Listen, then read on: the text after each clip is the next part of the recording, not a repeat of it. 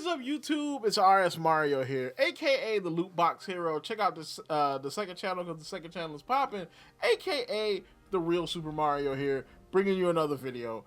All right, so it is that time of year again. All right, not the seasonal anime preview. That's next week. It is actually time for a new season of Overwatch 2. We are in season 11, and we have the patch notes for you today. So, of course, if you want to continue getting videos like this from me, like, comment, subscribe, hit the bell button, all like this what YouTube requires you to do to continue getting videos from me. Follow me at twitter.com/RSMario128. Like my video tweet, share my video tweet, and I'll shout you out at this portion of the video.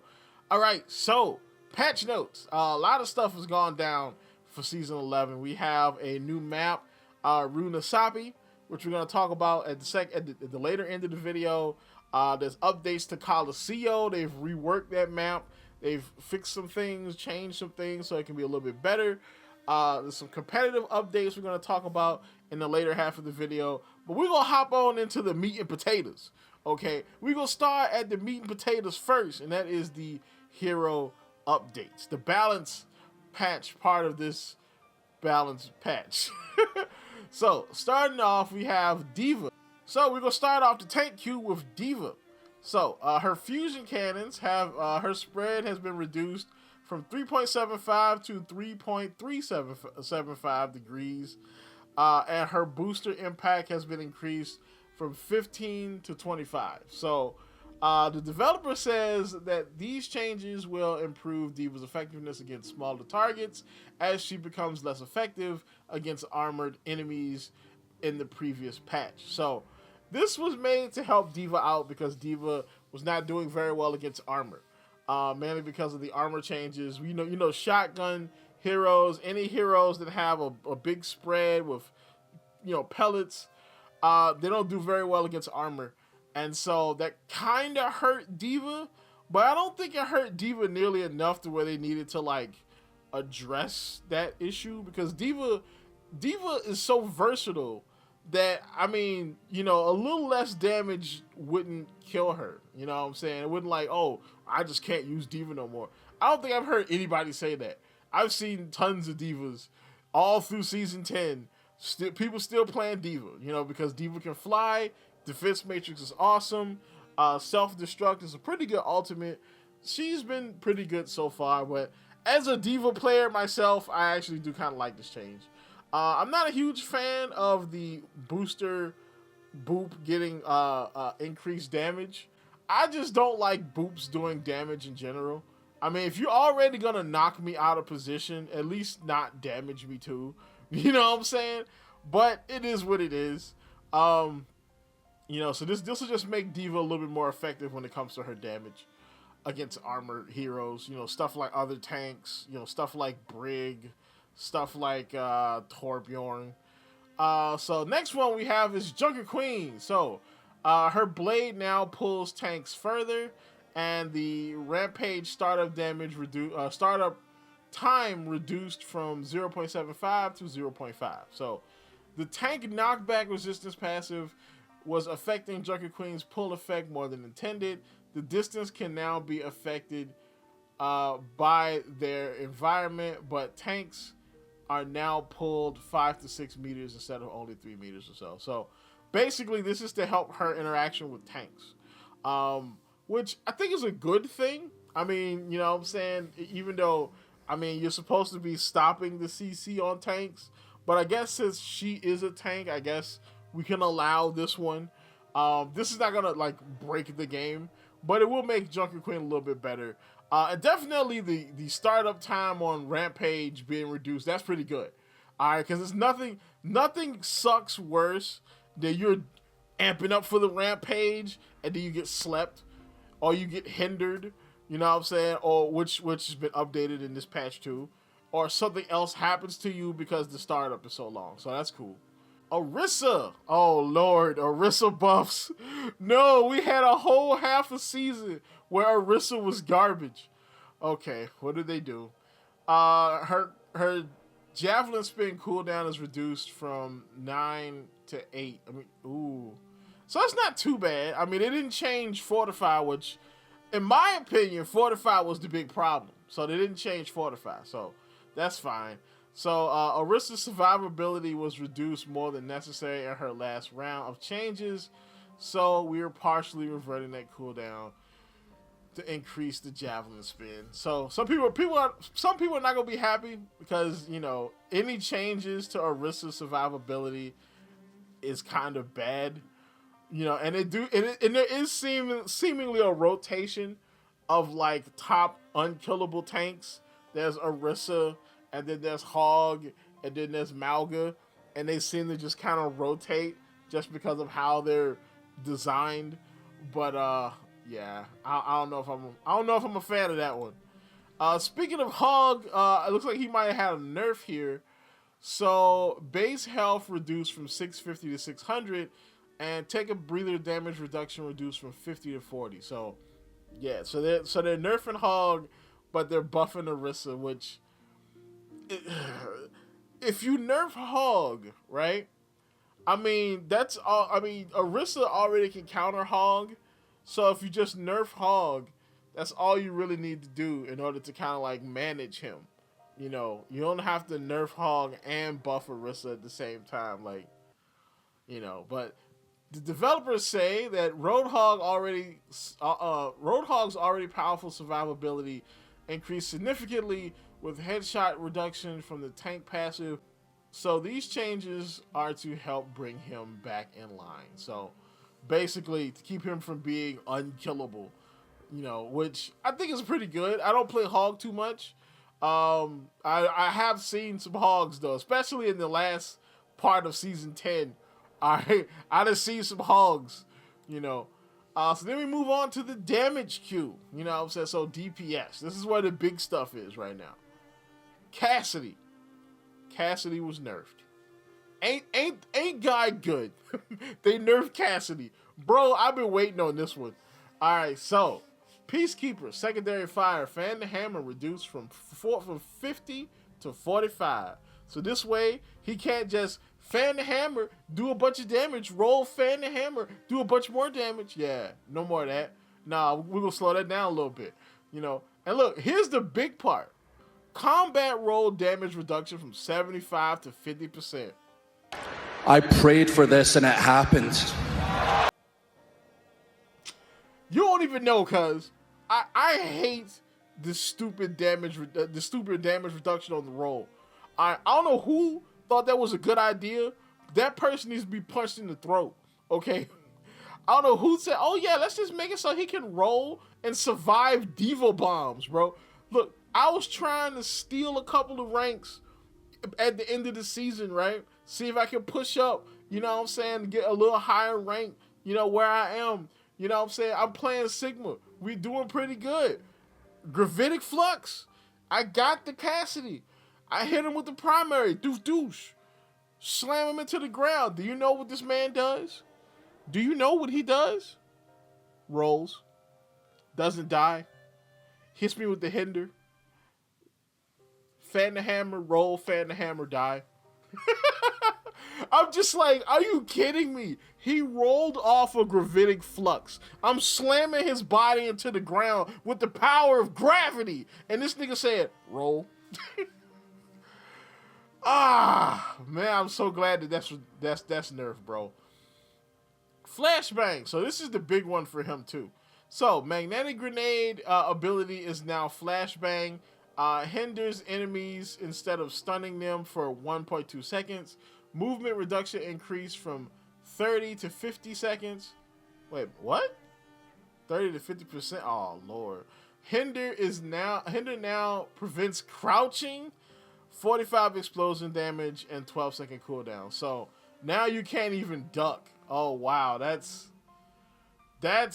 fun. So they made it so that it's not so cheesy as being a magnetic grenade. You can't just chuck the sucker, and you can't just like freaking Tom Brady this sucker and just magnet onto somebody and screw them over. You can't do that now.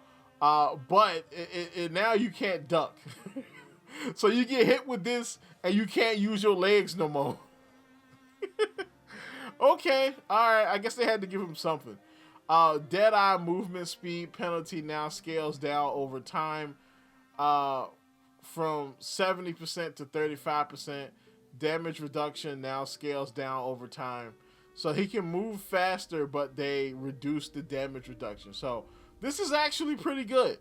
All right, other than he doesn't really need a movement speed increase because Deadeye is already a pretty, Deadeye is kind of boom or bust. So I give it to him. It's fine. But the damage reduction is good because like he had so much damage reduction as a character.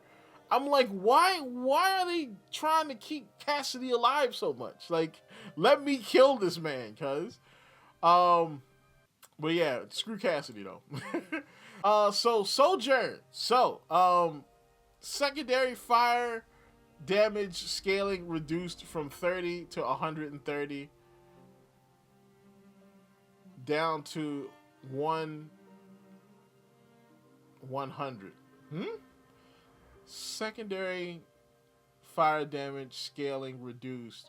Oh, so did they reduce the size? Okay, I think they reduced the size of the rail projectile. Okay.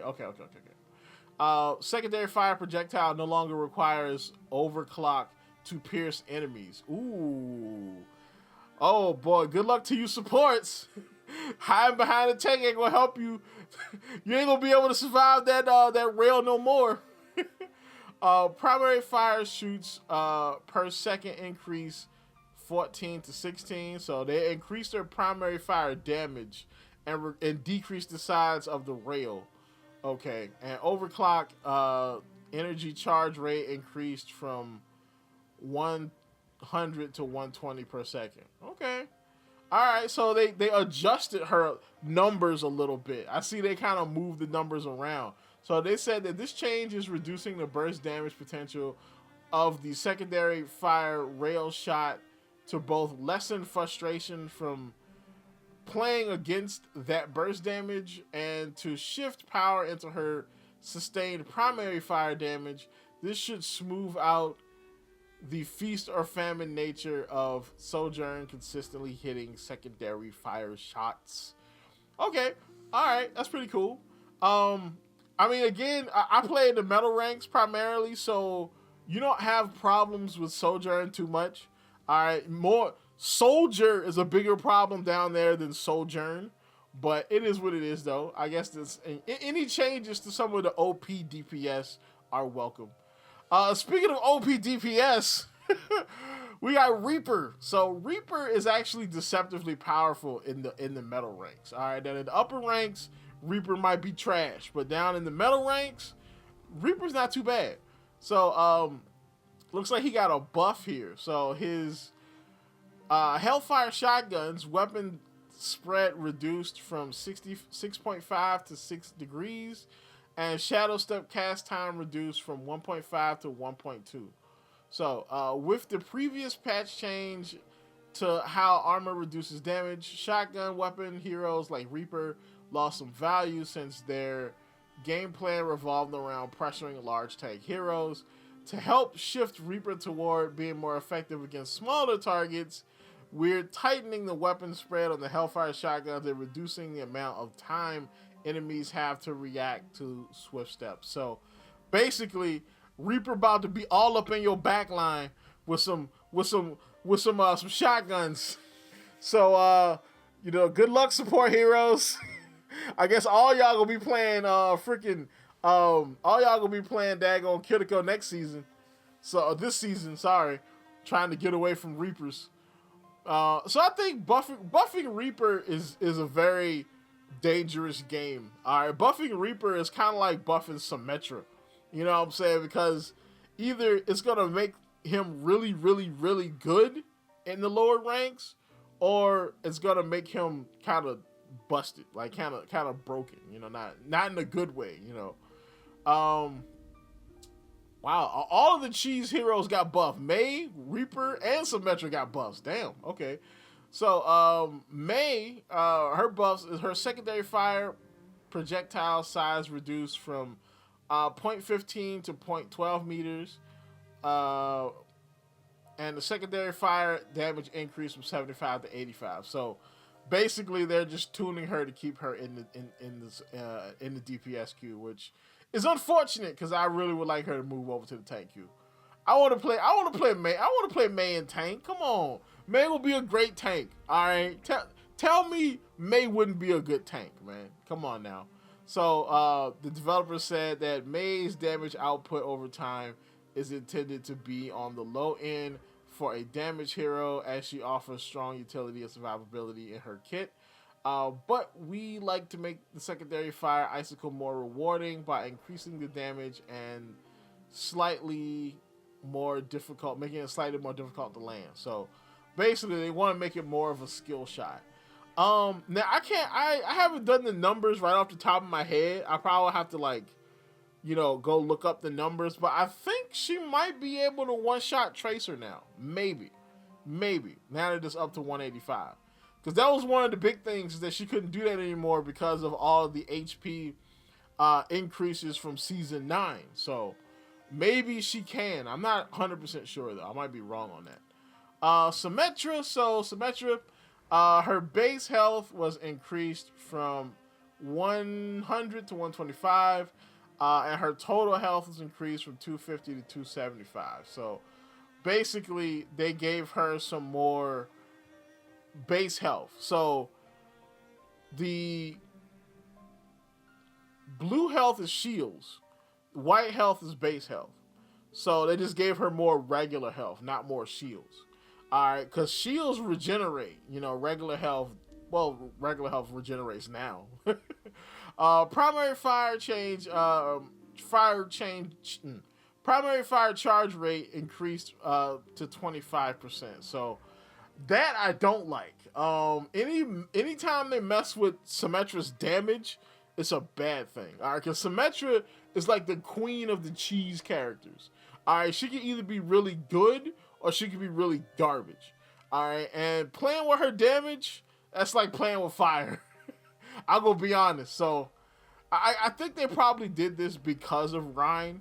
That's probably what it is. Because usually in Rhine comps, or when you're playing against Rhine, you want like a May, a Symmetra, something that can do a lot of damage close up, because Rhine likes to play in the brawl. So that's probably what they did. They probably saw Rhine destroying the metal ranks, and they were like, oh, we need to do some anti-Rhine buffs.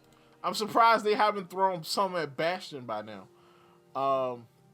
Let's see. So what else we got? Support heroes. So we got Ilari. So damage of her outburst, which is her boop / movement ability, damage increased from 10 to 25. Don't like that.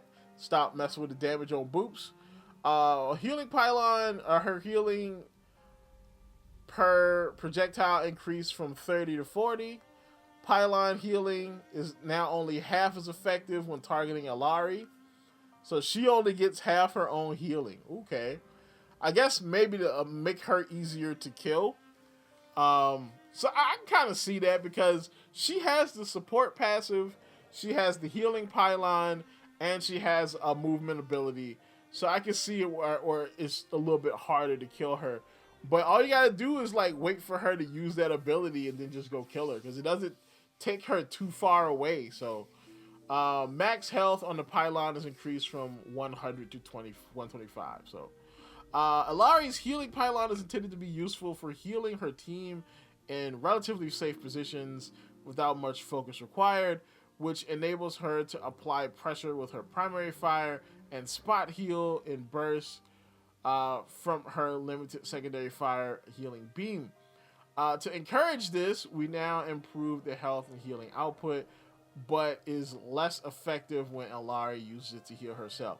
So basically, this helps the duel against Ilari, but it helps her be more of a healer to her team, which I think this is actually kind of good, because sometimes Ilari can be kind of a throw pick on support, because you don't get as much healing, especially if you don't have another primary healer on the team.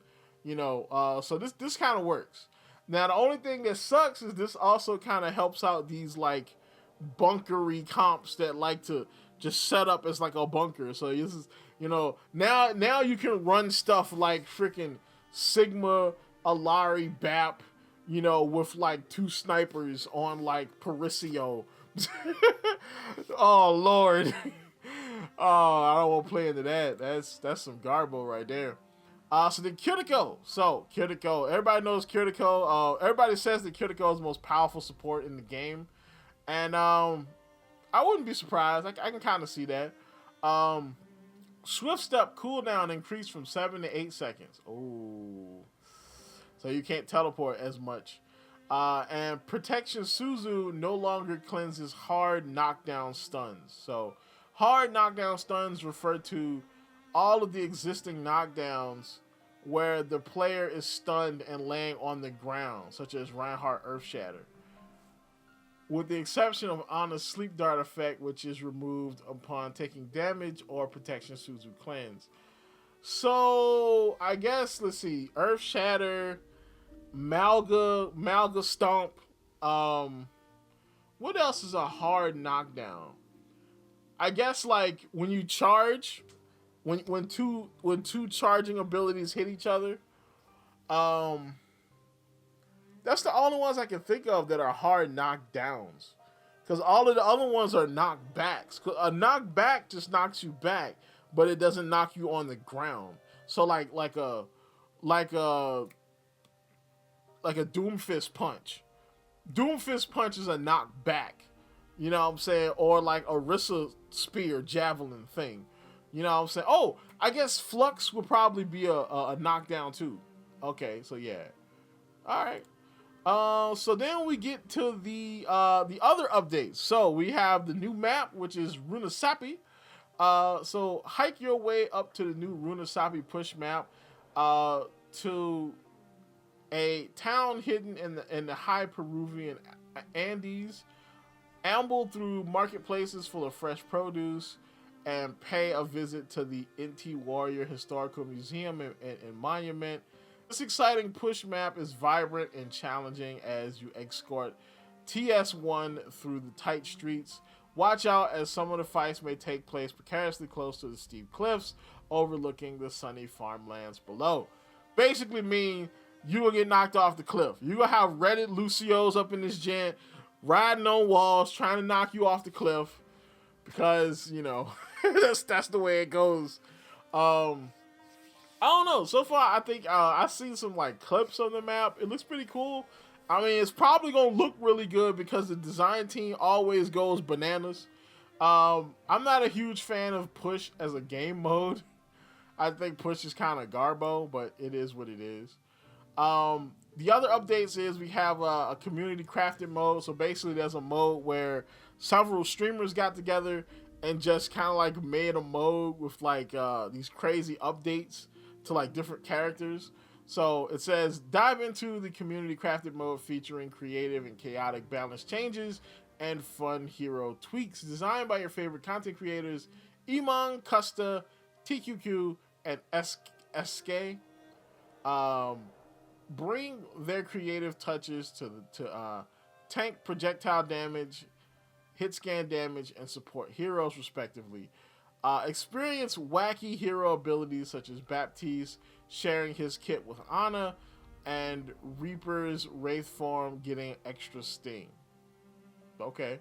I tried this out. You know, it sounds kind of cool. Especially Ana being able to jump. Ana being able to jump sounds pretty cool. Alright, so then the last update we're going to get into here is Coliseo. So Coliseo got reworked. Coliseo has been one of those problem maps because for one, it's got the long sight lines, so you got a lot of snipers, you know, a lot of long sightline heroes. It's a push map, so, you know, push is not the greatest game mode ever. It's very easy to get rolled in push. You know what I'm saying? So, you know, it is what it is. But they did some updates to it. So they removed the glass and added stairs at the first checkpoint for additional pathing and combat opportunities. They extended the map with a new lowered section and a mega health pack behind the second checkpoint for a flank rotational strategies, which I'm not a huge fan of. There's already a ton of flank stuff that you can do in Coliseo anyway, because of the way that like Rotunda is, where you kind of like walk through and kind of turn. Like, because of the way that is, you can already do a ton of flank anyway. And the glass there, taking that out just makes more avenues for somebody to flank around. So good luck playing like Ana or some other support in that level now. You know what I'm saying? You're going to have freaking Cassidys and Tracers all over you at that point. Initial spawn building has been pulled back to give players more room to smoothly navigate the area out front. There is no added run back time with this change. The stairs and cover surrounding the final point has been adjusted to to improve the flow of the space to help teams effectively defend the final point. So they got some pictures of these, you know what I'm saying? So far, I mean, it looks pretty good. Hopefully it'll help Coliseum be a better map. I think the biggest change for me is I like the stuff at the final point. The stuff at the final point is actually pretty good. Like being able to have more cover and like, you know, more areas to kind of shoot from. That's pretty good because final point Coliseum can kind of make or break the game. You know what I'm saying? Like if, you know, even though technically if they get the bot all the way to final point, you're probably going to lose anyway, especially if you haven't gotten a lot of progress yourselves. But allowing you to better defend this point is pretty good. You know what I'm saying? Because, you know, it's not bad. So, all right. So, that's about it for this. This video is pretty long, so I'm going to go ahead and end it here.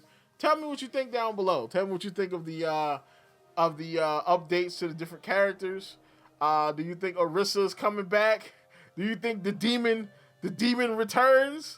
You know what I'm saying? What do you think about them buffing freaking Symmetra? Like, what is that going to do to our metal rank mofos? What is that going to do to us down in the metal ranks, man? Tell me in the comments down below. Like, comment, subscribe, and as always, people, keep it real.